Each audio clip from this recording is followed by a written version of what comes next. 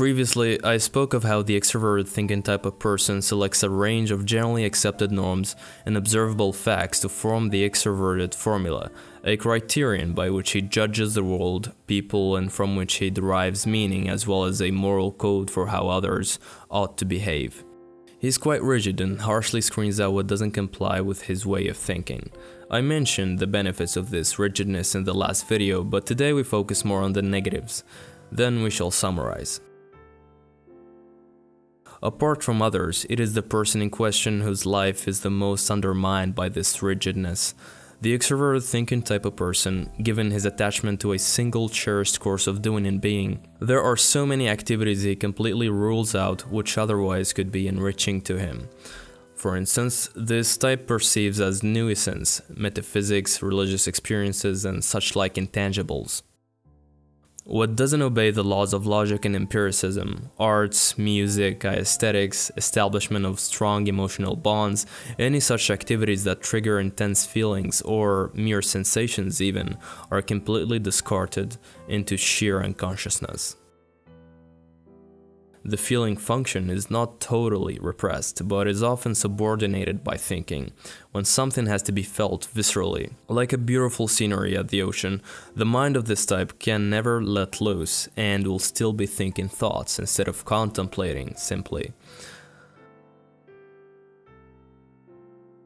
Our psychology has its own defense mechanisms against psychic imbalance, so fortunately he's able to sense instinctively when it is time to put that thinking mind to rest and dive into some emotion-triggering activity.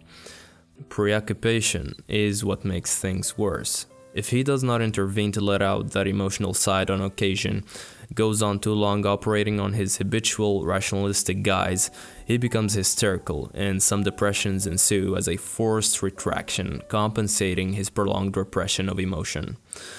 Jung emphasizes that feelings are not completely repressed in this type. He does apparently seem to feel something after he has thought about the thing. Feelings are more often repressed, but sometimes follow as an afterthought, which is what keeps this function undeveloped for him. Intuition and sensation are repressed as well, but the first function to be affected by the conscious inhibition is feeling, since it is the most opposed to the rigid intellectual formula and is therefore repressed the most intensely.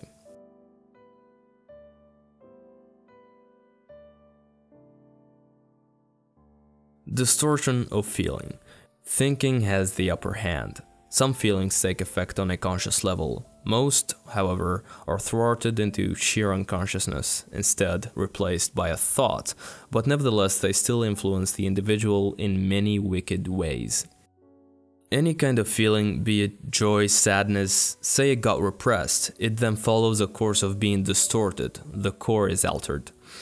It resurfaces, but often in a form of bad intention.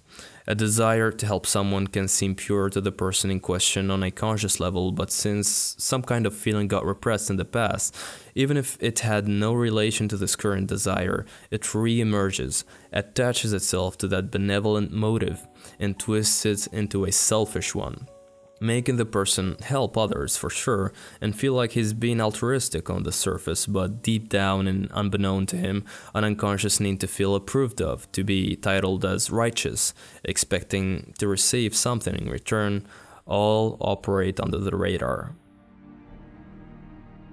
If the repression is successful, the subliminal feeling then functions in a way that is opposed to the conscious aims, even producing effects whose cause is a complete enigma to the individual. For example, the conscious altruism of this type, which is often quite extraordinary, may be thwarted by a secret self-seeking, which gives a selfish twist to actions that in themselves are disinterested. There are guardians of public morals who suddenly find themselves in compromising situations, or rescue workers who are themselves in dire need of rescue. Their desire to save others leads them to employ means which are calculated to bring about the very thing they wish to avoid. Only an inferior feeling function operating unconsciously and in secret could seduce otherwise reputable men into such. The latter negative effects of repression mostly happen if the person goes on too long living without compensating his predominant lifestyle with some kind of retreat or emotional activity, which serve as diversion from his overly thinking mind.